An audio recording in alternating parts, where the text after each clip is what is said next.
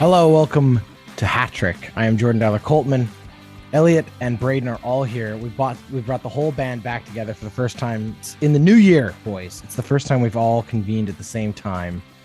This feels special. I feel all warm and fuzzy inside. How about you, Elliot? You feel warm and fuzzy inside, or just warm? Just warm. Braden, feeling fuzzy? Warm. I'm definitely covering the fuzzy side today. All right, so we got the warms and fuzzies all covered. Let's get to it. Here's topic one. All right. Obviously, we're at that time of year, your weekends are consumed with football. Even if you're not watching it, it's everywhere. This is the time of year this is NFL season, we'll call it, literally. We're into the divisional rounds. That was a busy 2 days of football, 4 games on the docket. A little bit of everything in those matchups. And then we ended up with the final 4 here. We'll know who's going to play for the championships and try to get themselves into a Super Bowl in a week's time. But let's cover what we've just seen. So obviously we're recording this Sunday night. All the games have been played. Elliot, you gave us some sort of picks and some predictions last week a little bit. When you look at how these 4 games played out, any big surprises for you, or did you kind of see what you expected to see for the most part? Obviously, we had one really tight game. Really tight. It was the tightest of the games in terms of the final score. The Chiefs Jaguars was only a touchdown. The 49ers Cowboys score is tight, but that game really wasn't as close as the score suggested. But for you, what were kind of the big highlights or storylines coming out of this week? So I think I felt pretty good about my predictions. I was pretty on point. I felt the Jacksonville Kansas City game was going to be closer than most people had billed it as. Happy to be right there. I think the thing that no one saw coming, and particularly me, and I think is the story of the weekend, is just how disappointing the Bills were. I think people really expected that game with the Bengals to be a lot better than that. And it simply wasn't. And you can't even blame weather because Cincinnati was managing to put up points. Basically, Cincinnati's defense had their way with the Bills' offense, and Cincinnati's offense had their way with the Bills' defense. Wasn't a close game. Very surprising, particularly how much backstory there was for that. We spent a lot of time talking about it last week. I really expected a really good emotional game. Bills came out flat, and frankly, it wasn't even close. Really surprising. I think that's the biggest takeaway this week. Yeah, it's interesting. I wondered to myself as the week progressed after our conversation if, obviously, yes, a lot of emotion, a lot of things to be played for. We saw DeMar Hamlin was there. This is the game that never was. There's all those kind of things. It's in Buffalo, so there's a lot of emotion on that front. It was basically a blizzard, as Buffalo is in January. I don't that is neither here nor there. Both of these teams come from cold cities and they play outside, so they were all prepared for that part of this. This isn't like last or the wild card game when the Dolphins were in town, but it felt like for the first time, at least in the last little while, the stage was just a little too big for Buffalo. It felt like all of that emotion, they weren't able to focus it in on field result. It was like this cloud hanging over them as opposed to this motivating factor. And I wonder if they sort of just ran out of a little bit of the fuel that it had previously given them. But it certainly didn't look like that. And in the case of Cincinnati and Joe Burrow, I mean, they have unfinished business. They've obviously been to the now back-to-back championship games, and obviously they won last year to take themselves to the Super Bowl. So they look forward to continuing on what has been a really positive 2 years. But yeah, difficult night for the Bills for sure. Braden, do you want to jump in on either that game or any of the other outcomes that sort of surprised you, or where do you want to go with this? Well, when you get to this point in the playoffs, every team is a good team. So your expectations of these teams, they're championship contending teams. I think the roadblock that Buffalo faced, like he's just said, is a big one. I think one of the biggest things to look forward to next season for Jacksonville is that they got this far. But coming out of that game, it was a close game. And Kansas City had a very visibly injured star quarterback in Patrick Mahomes. So moving forward into the championship round, I'm concerned for that Kansas City team. And I think just the firepower that the Bengals still have and the hunger after losing last year in the finals. in the Super Bowl. Elliot, let's jump in on the other two for a second. We'll leave the Cowboys for a second because I also know Braden's got some thoughts on the Cowboys 49ers, but Eagles Giants wasn't even close. And we talked last week about whether the week off was going to be beneficial or not for Jalen Hurts and the Eagles. I mean, coming out of this weekend, with the exception of, I think, Joe Burrow, really the smart money has to be on the Eagles here because they look absolutely unstoppable. Yeah, I mean, I think it's a testament to how well coached that team is. I was talking about the fact they hadn't played meaningful football in 4, 5, 6 weeks. And I thought that was going to have a real meaningful impact on them. And I talked about it at length last week. I was completely wrong. They came out ready to go. Goes to show you how good that team is. But I think, I would just reiterate, I think they're incredibly well coached and they have to be your favorites heading into next week and beyond, frankly. I don't know how they're not Super Bowl favorites. They probably are, odds makers land. And you saw why this week. So Braden, I know I kind of teed it up there for you, but this Cowboys 49ers game was a real dud in a lot of ways. This was the one that was hyped in so many ways. It's a classic rivalry. It's all those things. We have a rookie quarterback in the 49ers, Brock Purdy, who's just on this little fairy tale run with them. They look really good. Obviously, the acquisition they made of Christian McCaffrey is paying off. He's playing peak performance as we've seen him do previously, but never on a contending team.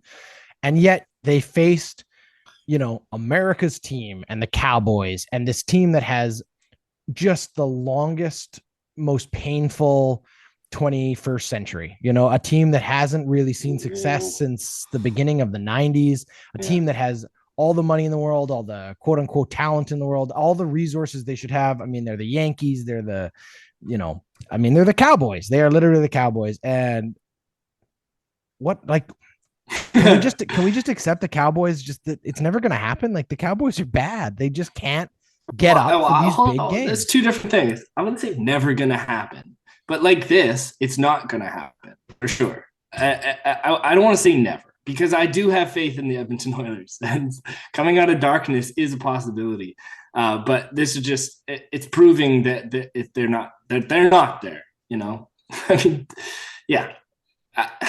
It was a very boring game. The expectations were very high, and it was below average football.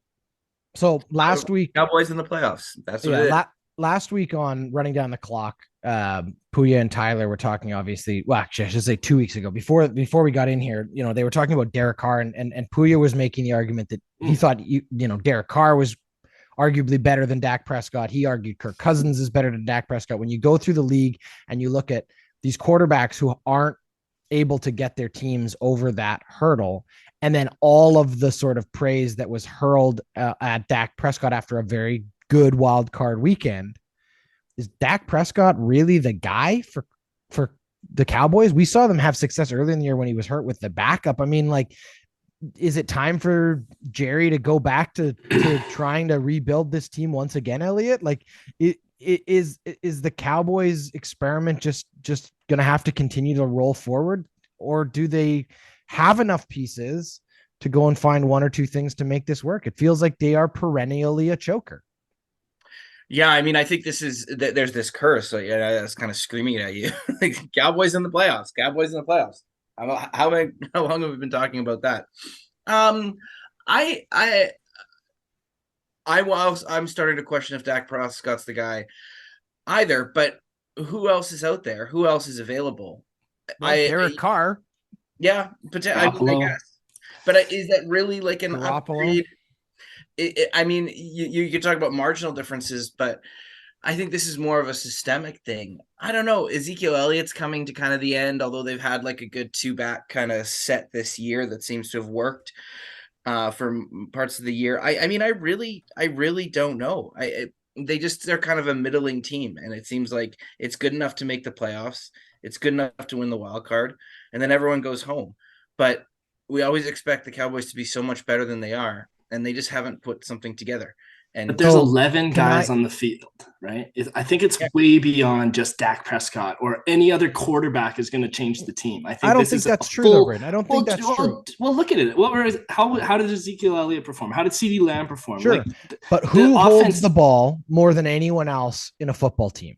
The quarterback is critical to the modern NFL. If you do not have a competitive winning quarterback who can move your offense forward, it doesn't matter how good your support guys are. Go ask half a dozen teams Sure, it does. what they're missing, and they'll all Do you tell you think if Tom our Brady could quarterback make was it to better, we'd have the won. finals without Rob Gronkowski? He did. No, he won he didn't multiple this year. championships without Rob Gronkowski. Yes, it was a valuable asset for him to have, but he won championships without Rob Gronkowski. He won a championship once with like 4 guys who hadn't played full seasons as wide receivers. When you have an elite level quarterback, you have a chance to win every single night. Look at the other 4 games this weekend, and in every single one of those situations, the team that won had the best quarterback. Now, there's an argument. Joe Burrow and Jake Allen are real close, but they're not there. They're not there right now. I'm going to make the argument, Braden, that's the only game. That's the only game where Dak Prescott should have been the better quarterback, and he lost. That says more about him than his opponent. Now, Brock Purdy hasn't lost since he came in. But you're completely discrediting that 49ers defense and everything they were able to do, and get there. Maybe. Yeah, but I think you need to be able to score more than 12 points to win, is Jordan's point, I think. And I think the quarterback is a major piece of that, Jordan, for sure. I just don't know that you're going to get anything more than like a marginal upgrade. And I think, to the crux of your point, I think that there's a more holistic sort of view that we have to look at this offense from, because it just doesn't work. It hasn't worked. But it's I also wonder if there's like a disguise thing, or there's something like, how everyone elevates during the playoffs. I wonder if they're just not elevating in terms of their preparation. It seems like teams have them figured out, but they don't have their opponents figured out in the playoffs, right? Okay, they don't have that extra play. They don't have that thing. This feels like an administration thing. And let's also not forget, I do not have a lot of faith in teams where you've got overbearing owners. I mean, look at the fiasco that we're talking about in the Canucks right now. Jerry Jones is an overbearing, he's essentially the general manager of that team. I'm not sure that's the right setup either. You're never going to get away from that. But I think this is the kind of result that consistently get when you've got someone like that doing a job that they shouldn't be doing. And so I think that's a management thing. I don't know if that's like a player thing, Yeah, for sure. So before we move on to the conference championship round, I want to throw one more thing at you and just see where this sticks. This is a completely out of left field hot take, but there is a logical, if you blur your eyes, a logical replacement for Dak Prescott right now, given the personnel we're dealing with. Their head coach, Mike McCarthy, won a Super Bowl with a free agent this offseason. I don't want There's no reason that Rodgers couldn't be the Cowboys' savior. He is still capable of playing at a high level. We saw what happened when Tom Brady found himself in a new situation, fresh team, all of those things. With the other weapons that the Cowboys do have, and look, you're right, Braden, they have lots of good players. CeeDee Lamb, Ezekiel Elliott, there are assets there, but they are missing that key ingredient of a quarterback who can take over a football game and drive down the field. I'm just saying there's a natural fit there. Rodgers played his best football under McCarthy, and McCarthy could be looking for that one more opportunity to save his job, because I think if it doesn't happen in the next year, he's probably looking for a new place to coach too. So I'm just saying it's a very hot take. I don't think you'd be off target by suggesting the Cowboys will have a new quarterback next year. Correct. I'm just saying I think they would be foolish not to consider last season's MVP. I don't hate it. The only thing about it is you've got 1-2 years with him. Like, you're going back to back. He's signing a max contract. This was my argument. Jerry Jones might die before then. The Cowboys are always in win now mode. That's how they are built. Yeah. And to their own detriment sometimes. Yes. For sure. I mean, the knock I always have had against Rodgers and Brady in these final years, and I think you're seeing it, is because you have to pay them so much, they start to impact the salary, your capacity to pay other players as well too. And I don't know enough about the Cowboys' financial salary cap situation to make a comment any more than that, but just something to watch from. Yeah, I don't hate it. I mean, I think if you're that desperate to win and you just feel like you need to do it, I wonder if there's much interest from Rodgers. I mean, I think that's really what it would come down to. I don't think it's a question of whether or not the Cowboys would do it. Honestly, he'll probably end up in Vegas. But all right, let's jump to the conference championships here. We know what they are now. We know when they are, and we know where they are. We have the 49ers Eagles at noon Pacific. That's 1 p.m. Mountain and 3 p.m. Eastern. The 49ers Eagles. This one feels a lot like the Cinderella team coming up against the, just the absolute juggernaut. The Eagles looked absolutely impeccable this weekend, and the 49ers, as we said, kind of clung on to beat it stuck it out in a difficult game. They are being run by a rookie quarterback who has to this point been flawless, but is this where the 49ers sort of dream season here ends, or can Brock Purdy pull it out of the bag, Elliot, against Jalen Hurts and the Eagles? Yeah, I think this is going to be another blowout. I mean, I think the Eagles defense is just going to be too much. And yeah, I think this is where the story ends. I mean, San Francisco's got a good team, and also, as Braden mentioned, has a good defense. But if I was going to pick a blowout, I would say this is the one. I just think after what we saw from the Eagles this week, rookie quarterback in his first national championship game, or conference championship game, I think the pressure is going to get to them, and it's just going to be too much. So on the other side, Braden, we have a rematch of last year's NFC champion. Is that NFC? AFC? I don't remember which is which. Anyway, the Bengals and the Chiefs are playing. That shows you how much I really know about the NFL. The Bengals and the Chiefs are playing in the other conference championship, and it is a rematch of last year. I do know that. And obviously the Bengals were victorious. So Mahomes and the Chiefs are going to be looking for redemption. The big question, I guess, is what is the level of injury in this high ankle sprain from Patrick Mahomes? How much will that affect him? Now, we've seen him play and battle through injuries in the playoffs before and find success. He is obviously an incredibly mobile quarterback. So a high ankle sprain is probably not the kind of injury you're looking for. And Joe Burrow, again, really does look like he's on a mission here. He's got his receivers and frankly, the entire offense of that Bengals team just clicking. And they made the Bills look like, they were playing a week 3 game. So this one certainly feels a lot tastier in terms of what's there. Tastier. What do you have? Who do you have? Well, as somebody who has high sensitivity and extreme trigger around ankle sprains, I'm worried. I'm really worried for Patrick Mahomes. The way in which he flew in the game, every time he had to take a step off that back foot to throw the ball. Patrick Mahomes is an absolute elite quarterback, but without his feet underneath him, like that's his game. That's his game, escaping from the pocket, running down 20 yards. So I think we see Joe Burrow and those Tigers back in the Super Bowl, and I think they have a good shot at winning the whole thing this year too. All right. Well, we will find out in a week's time. It'll be, as I said, January 29th. That's next Sunday. The 49ers, Eagles, then the Bengals and the Chiefs in that order, and we will find out who will take each other on in the Super Bowl on February 12th. All right. That is topic 1. Hey, Tyler. Yeah? Do you like basketball? Do I? Well, you're going to love this then. The Backyard Basketball Podcast has returned for its second season. Christian Steck and Braden Deller-Coltman talk hoops every week of the NBA season. No topic from the hard court is off limits. So if you love basketball, then this show is for you. You can subscribe today anywhere you get your podcasts or learn more on our website, ordinarypodcasts.com. Okay.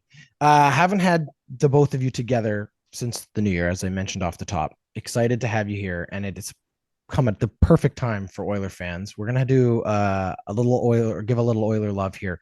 The Edmonton Oilers are on an absolute heater, 6 wins in a row.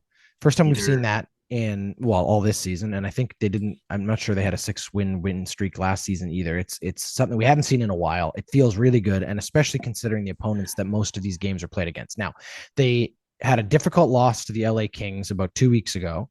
That was sort of the last tipping point, let's call it. It was a 6-3 loss, and it felt like after that, the Oilers just did not have anything left it felt like they were blowing these leads. We couldn't see them finding the turning the corner point, and all these things it just wasn't working.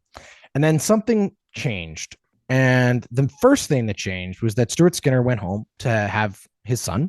And that was good, important. Glad that the Oilers gave him the space to go and do that.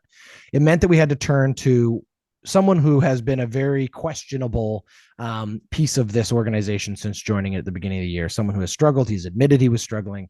Jack Campbell, in between the pipes, the Wednesday, January 11th in Anaheim, and he was fantastic. The Oilers beat a really bad team that they should have been beating, but they dominated. It was 6-2. The following Friday, they went into San Jose, and again, they put up 7 goals in a 7-1 victory that really should have been a shutout because Jack Campbell played great again against a bad team. So it was like, okay, good. You gave him a couple softballs here. What's it going to look like when they go into Vegas January 14th to play the Golden Knights, top of the division, huge matchup. The Edmonton Oilers go into the third period. We talked about this last week, up 4-3. They win the game 4-3. It was a gutsy, proper playoff feeling win. Jack Campbell was solid. The defense was solid. They played incredibly smart, sound hockey, and they won a game that we have seen the Oilers often lose. Then they play the Kraken, a team that is directly above them in the standings, a team that they are chasing, and a team that has been overachieving in so many ways at home, a team they lost, I should mention, previously in December, another game they were up 2-0 and blew a lead. They beat them 5-2. And all of a sudden now we're looking at the Edmonton Oilers and thinking, where did this team come from? Where did this offense come from? And where did this goaltending come from? Then you have 2-time Stanley Cup winners in the last 3 years, the Tampa Bay Lightning, coming into Edmonton. The Oilers beat them 5-3. And all of a sudden it's like you can't turn the scoring off for the Oilers. You couldn't turn it on for most of December. Now you can't turn it off. They go into Vancouver Saturday night here, Hockey Night in Canada. Again, not a great team in the Vancouver Canucks, but a team that has frustrated the Oilers this season. And again, a team they lost to before Christmas. They went in there, they went up 3-0. They let it get a little close. It got a little hairy there. And yet the Oilers were still able to turn the game on its head in the third period, take control on the back of great plays by Zach Hyman, great plays by their goaltending. That one, of course, Stuart Skinner back in to also see him bounce back. We know now they have 3 All-Stars. The Edmonton Oilers, in every way right now, are as hot as you can get in the NHL. You got to all be feeling just, sunshine and roses. 3. Sunshine and roses in Edmonton. I've done my bit. I was very excited to run it down because it's just fantastic. I'm going to turn it over to you guys for a second. You can toot your horns, or if you really want to be the Debbie Downer, you can tell me why I'm wrong in thinking that the Edmonton Oilers are back the way they were supposed to be back. Elliot, you want to start? How are you feeling about the way this team has turned this around so far this January? I mean, I think it goes back to what we were talking about last week. I think the Evander Kane coming back has had a significant impact on this team. It means that we've got a real, like a full spread out top 9 of players that are playing at that caliber. And I don't even think he has a point since he's been back, but you felt his presence. You felt his, it's evened out the lineups. It's meant that McDavid and Draisaitl don't necessarily have to play together, but can. And if they can, they've got some protection there, but they can spread out the lines. And so I think that's really exciting. The team is shaping into what it was designed to be. And if you think about it, like they were listing it off on Hockey Night in Canada last night, and I was kind of thinking about it. And I was like you look at the forward group here and the top forwards. You've got McDavid, Draisaitl, Nugent Hopkins, Hyman, Kane. I mean, that's 5 like superstar level caliber players. I mean, Hyman's got 55 points this year. Nugent Hopkins is 50 or 56. Nugent's 57. These guys are point a game players, and they're not even our 2 best players. Like they'd be winning this above point a game, yeah, and they'd have more off there. They'd be leading their respective teams on a lot of other teams in this league. So, I think the emergence of Evander Kane, the emergence of Klim Kostin, as you mentioned last week, but just getting secondary scoring from the folks of like Ryan, has been good. I think the benching of Jesse Puljujarvi has shown that, spots need to be earned on this team. So we're getting back to that situation. I think Janmark's been great. The bottom 6 has sort of stepped up as well, too, in a lot of ways. Like, the team is really rounded out, and I think that that's really nice. And the only weakness on this team, I think, is probably inexperience on the defense. But it's amazing what good goaltending can do to make your defense look good, right? So, all in all, yeah, I think if this is the team that we've got. I feel positive about it, and I think that this is I don't think they're going to win the next 30 games straight or something like that, but I think you can expect them to win more than they lose heading into the end of the season here in the second half. The secondary scores, like the emergence of the secondary scoring, the depth scoring, and it's huge. It's huge. But I want to talk about the emergence of another guy. Have you guys heard of Connor McDavid? Because the emergence of his actual scoring pace is silly stuff. It's ridiculous, and we haven't seen it yet. Like, we've seen Connor, but now we're seeing another side of Connor. That's silly stuff. That's the only way to describe this. I think I read something today saying Jamie Benn won the Art Ross in 2015, 2016. He had 87 points total for this season. We're at 48 games and Connor has 88 points. Yep. Silly stuff, guys. Well, again, we saw a glimpse of this during the shortened season in the all Canadian division, where it was like he was over 100 points having played half the number of games that you usually play, and it was like, this is ridiculous, this can't be the pace he continues to play on. And it is. He's on pace again for like 150 points on the season. It's absolutely incredible pace. He's got the same number of assists as he does games played, and then he also has 40 goals on top of that, which is absolutely ridiculous. The Oilers, it's one thing to say the Oilers have found some depth. I think that's true, but they really have found their top four guys. They've all elevated to a new level. We're seeing Ryan Nugent-Hopkins on a career high. He's already got 57 points again. And we haven't seen that out of him since, well, ever, but we haven't seen that kind of potential out of him in such a long time. And the fact that he's doing that while also killing as many power play minutes as he is incredible. Zach Hyman is absolutely insane right now, the way he's playing. Again, on pace for over 100 points. And that's a guy who, 3 years ago was discarded from the Toronto Maple Leafs because they couldn't quite fit him into what they were doing. Well, he's got more points right now than Austin Matthews. The other two things I wanted to touch on, Elliot, you mentioned that like spots have to be earned. That's fair. I think that is good. We have seen the threat of losing your spot on this roster elevate some players. I don't think it's just Yessi. I think that we've also seen Warren Fogle. When Kane came back, the reality is they don't have cap space. So it's not so much benching as there's just not enough spaces to go around for full-size NHL contracts. So guys like Derek Ryan, guys like Devin Shore, guys like Warren Fogle, and guys like Yessi Puljujärvi are all going to be on the chopping block. In the case of Devin Shore, he has found himself out of the picture, and he's going to be down in Bakersfield for the short term here, foreseeable future, because he just doesn't fit. But Warren Fogle, who was a healthy scratch for a couple of games, has played fantastic during the 6-game streak. His points aren't necessarily coming, but his chances are. He's had multiple breakaways, multiple plays where he's driving a line that's getting offensive opportunities. I think that's a huge thing to see out of Warren Fogle. He will get those points. He will get himself to a 10, maybe 12 goal season. That's big.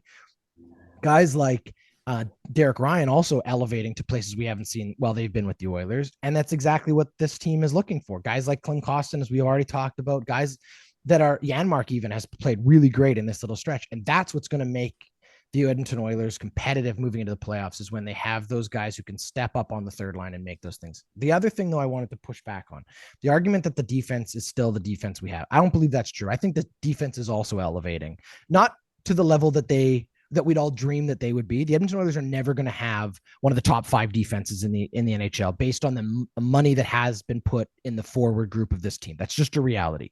We're going to have a pairing that is either rookies or base salaries. The question is, can those guys play good enough hockey? And I would make 2 observations. One, Desharnais has been a revelation. The size and physicality he brings is exactly what we were hoping Niemelainen would bring, but he is doing a much better job of it. He is solid defensively. He plays incredibly smart in his own zone. He makes a couple mistakes you'd expect any rookie to make, the same way we've seen Evan Bouchard last season do, the same way we saw Ethan Bear do the year before.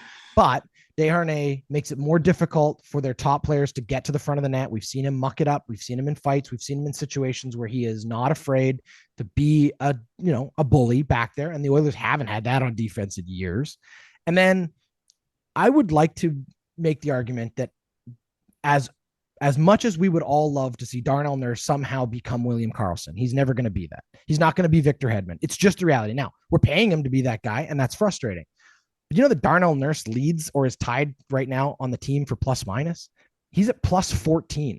He is on the ice for the most amount of minutes of anyone on this hockey team. And the majority of the time he is out there, the Oilers are scoring more than they are letting in. And that tells me defensively, he's doing a lot of the right things. I've seen him elevate his game in a lot of ways. I think the maturity part of how this team has been able to shut down games late in third periods. I go back to that Vegas game where they held on to a 1-goal lead the whole way through. That wasn't by fluke. That wasn't by overwhelming Vegas in the offensive zone. They had some difficult shifts. They had to kill some penalties. They did a really good job doing that. I think the Oilers are slowly growing, maturing right in front of our eyes, the way we'd like them to say. And I think the only thing that I can say with certainty, based on the, all the metrics and statistics and whatever you want to do for the last 3 years, is that never, ever, ever bet on the Edmonton Oilers in December.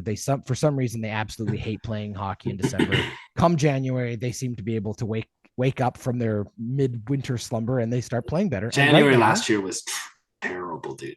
All right, so December was worse. December was much worse because we changed coaches late January last year, and they went on their they had a great end of January. So they don't seem to play well middle of the winter. Look, they live in Edmonton. Who's really happy middle of the winter in Edmonton? Let's be honest. Things start to thaw out.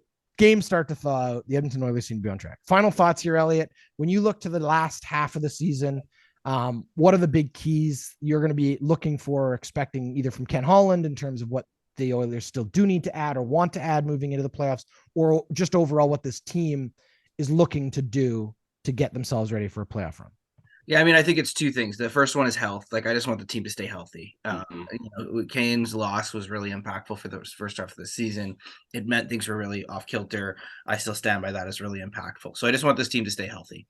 And then the next thing is, the trade deadline. I'm really interested to see what Ken Holland does. Generally speaking, a general manager rewards a team that's headed into the playoffs with something. There's $360,000 in cap space available to him right now. A piece has to move. So what does that look like? Who's his dance partner? And is that an impactful piece or not? We've seen years where it's been really good. We've seen years where it's basically, I've argued it was literally nothing. So hopefully, that's sort of the next thing for us is that the Oilers continue to play. And I don't think they have to go on, like I said, a big winning streak, keep this winning streak going. But if they're winning 2 to every 1 that they lose, that's good enough to keep them in the playoffs and probably compete for the divisional title and home ice advantage. And then we'll just be looking at trade deadline. I think the good thing that the Oilers have done for Ken Holland here is that in the last couple of weeks, they have shown that offensively, they have all the pieces. They really do. They need some defensive help. They're looking for an extra guy. It's probably one guy that they're looking Erik Karlsson. If you can make that money work, wouldn't we all love that? But you're not trading Darnell Nurse for Erik Karlsson. It's just not going to happen. But I would see that. And I would see a depth like center face-off guy being added to another penalty killer, I think. Another penalty. Something like that, yeah. Jonathan Toews. Did Ken Holland already make his big move, though, in the fact that Klim Kostin is an absolute steal? Well, yeah. He's yes. I don't think you have to think about stopping there. It's just great that they've... for the offense. For the offense, yeah, absolutely. Yeah, and the size. I mean, you saw the impact that he made coming in. I wouldn't say replacing the work of Evander Kane, but at least, stopping a bit of the bleeding there. So there is one piece of this that I just wanted to ask lastly here. I noticed it or thought of it last night during the Canucks game. The Edmonton Oilers have a very obvious piece missing due to injury that they have not missed at all. And I think that it demonstrates two things. One, that the depth has filled in and been able to play without this person. Are you talking about Yamo? Because you can just say his name. That's what I'm saying. Do the Edmonton Oilers really need Yamamoto right now? Like, should Yamamoto not be in the same conversation we keep having about Jesse Puljujarvi as a movable asset? He should. Here's the problem. They're both right wingers. So, like, you move one, you move two, and you're still kind of depleting that right side. We're kind of struggling on the right side. Zach Hyman can play it, but he's a natural lefty. Or a natural left winger. I'm just saying right now, the Edmonton Oilers have not missed Yamamoto at all. He has not added anything this season that they couldn't find at other places, I guess is my point. And the same argument could be made for Jesse Puljujarvi. The only difference is that I do think Jesse Puljujarvi does add size when he's on the ice, regardless of whether or not he's got finish, that Yamamoto simply does not have. Yamamoto is, as I argued last year, Yamamoto is injury prone and he's on long-term IR right now. Exactly. So if he comes back, is he an asset that you really want to carry with you into the playoffs, or is he not a piece that some other team looks at as a reclamation project? I mean, I'm just I being wonder. silly. I think It's an asset. It's certainly an asset Yeah. still if I'm picking between the two guys, I'm taking Yamamoto over Puljujarvi every time. to keep. I take Yamamoto over Puljujarvi. Yeah, I would too. But I actually do think because of that, and likely because of that, Yamo's a bigger asset. You could probably pull in more. I don't know if you can re-sign him. You're gonna have to re-sign Leon here pretty soon. So let's just really quickly acknowledge, as I said off the top, we've got 3 All-Stars here. I'm sure you all are aware of this, but let's just play the game of trivia anyway. Elliot, can you name the last Edmonton Oilers goaltender to be an All-Star? Curtis Joseph. Tommy Salo, the underwear model. That's right. Tommy Salo, the last time the Edmonton Oilers. That would have been my second guess. Yes. Well, it wasn't. You were wrong. You went too far back. Yeah, you did. I'm not sure Cujo was an All-Star an Oiler, but we'll have to look He must have been. He must have been. I don't know. Anyway, congratulations to Stuart Skinner on both becoming a father and going to the All-Star game. As a rookie. Do we really believe that this is all fan voting when you look at the players that got in here? Do we believe it's all fan voting? Who are you contentious with? Stuart? No, I mean, just the think Pacific Division is kind of pathetic. Yeah, fine. I don't know. The whole thing just feels a little bit like since the whole John Scott thing. I think the NHL is like, it's a fan vote, and then they sort of just pick the players that they kind of want there. Yeah, I'm sort of with you on that. I know that they hated that whole John Scott thing. They hate John Scott. No, they just hated him showing up. What the hell? Yeah, no, I think but look what it did look what it actually did for the NHL. It was a talking point. It was fun. I think it was a happy accident for them. I don't think it was something that they really wanted the narrative of around their All-Star game to be. Let's see an All-Star team full of fourth liners. Yeah, the people felt for John Scott. It was sort of, there is also the side of this. It's like, oh, let's vote a quote unquote bad player in, and then like, what does it mean to be the bad player? Like, I think there's some comfort. It was funny, and John Scott took it really well, but I do think that there's some like problematic things around that too. So yes, I do think their finger was on the scale in the fastest skater competition. Yeah. All right. Well, let's I don't know. I mean, I don't know. I mean, they have to have one player from each team. So which I also think is they have to I think that's ridiculous. Because Arizona I think you need a player from every team. I think you need a player. I think you're forgetting the years when the Oilers were really bad. And there were years the Oilers didn't have an All-Star. Yeah, but in the decade when they instituted this, I remember it was always nice that you either had Eberle or Hall there to just be like, okay, well, at least we got one guy. It made it interesting. I think, if it's a celebration of the league, you need a player from every player. But I would love to. We should do a topic on All-Star because I think it's a very interesting conversation. Well, maybe we will when we get there. The All-Star game's February 4th, so maybe we could do that in a couple weeks' time. All right, let's leave it there. That's topic 2. The Ordinary Podcasting Network is excited to announce that we have launched a merch store on our website. The store is full of ordinary swag, including t-shirts, hoodies, and hats. You can pick out something awesome and support your favorite podcast today by heading over to ordinarypodcasts.com. Okay, we're going to do hats off. We haven't done it in a few weeks, and it's sort of one that really works when there's 3 of us. So let's do it. I'll go first. Mine might feel a little obvious or a little bit kind of cherry picking here. We just talked about the Oilers in Vancouver, but obviously the big story around the NHL the last whole week, we talked about it last week ourselves on the show, has just sort of been the mishandling of the whole firing and not firing, holding on to Bruce Boudreau in Vancouver. Jim Rutherford and the entire Canucks organization, I think, just absolutely botched this whole situation. They've really, it's just an embarrassment on top of all the other embarrassments they've already been dealt with. But my hat goes off to Bruce Boudreau for being an absolute and utter professional throughout all of this, not whining, not griping, not going to the media and complaining about it. He's been absolutely charming and frankly, incredibly human about it. We watched a really difficult press conference where they interviewed him prior to the game on Friday night or Thursday night. The second to last game he would end up coaching, and he got quite emotional when asked about it. Obviously, the fans in Vancouver have been incredibly generous and considerate, which is something I don't usually say about Canucks fans, but it's been true.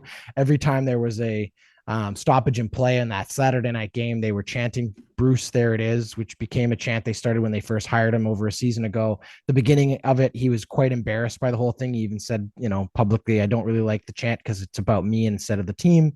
But I think he acknowledged it by the end that it was really meant as a truly heartfelt feeling that the Canuck fans were standing with him, knowing that, look, he was never going to be the guy to take them to the promised land here, but they knew he'd been done wrong by an organization that has just continually put its foot in it. Run by an idiot. Now they're owned by an idiot, I should say, now being clearly run by idiots. And I don't understand why you would hire how hiring Rick Tocchet solves your problem. Number one, midseason. I don't know why they didn't just elevate Mike Yeo and then do this in the offseason.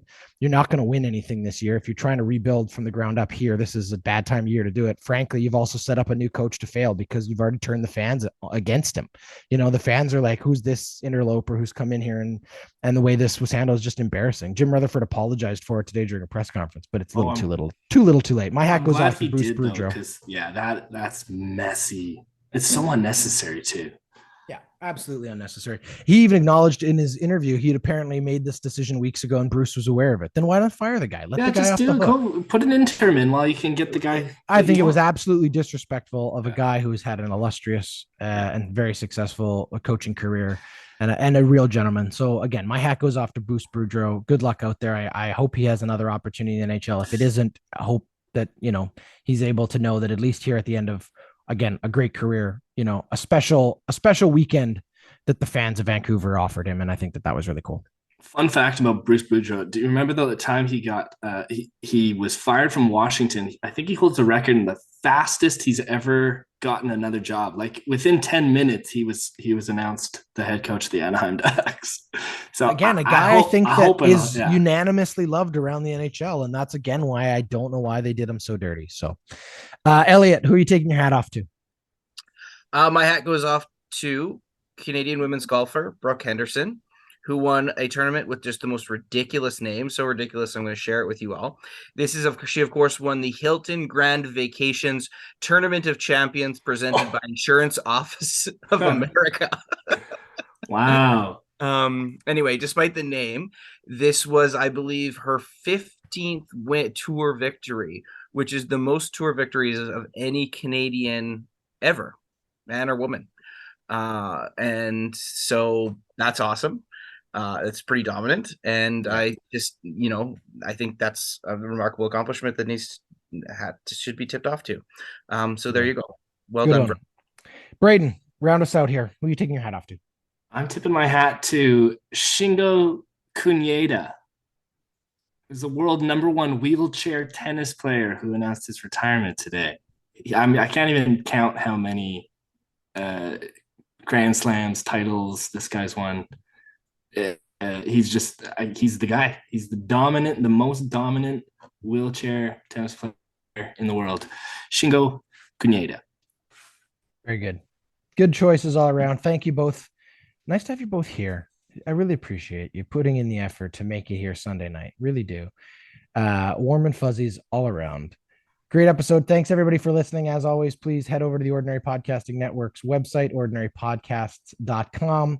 Find out all about this show, all of the other shows across the network. If you are a football fan, Thursdays, check out Running Down the Clock. They are talking playoffs every week, and they have lots of fun hot takes for you. Check that out. Again, Running Down the Clock. Until next week, on behalf of Elliot and Braden, thanks for listening. That was Hat Trick. Hat Trick is a member of the Ordinary Podcasting Network. It's produced every week by Jordan Dowler-Coltman and Braden Dowler-Coltman. You can follow us on Instagram, Twitter, and Facebook. Thanks for listening.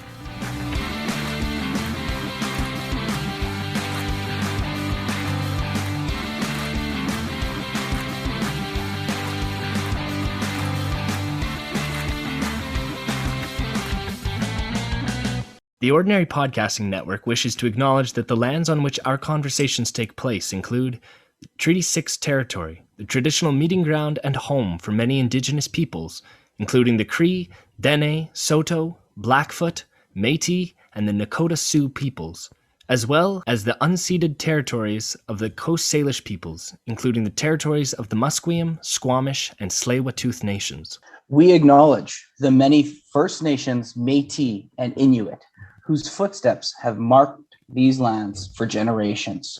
And we extend our appreciation for the opportunity to live, create, and share stories on these territories. The Ordinary Podcasting Network intends to engage in conversations and dialogue which acknowledge that reconciliation is not a destination, but a journey, and that we remain committed to practicing our craft in a decolonized space.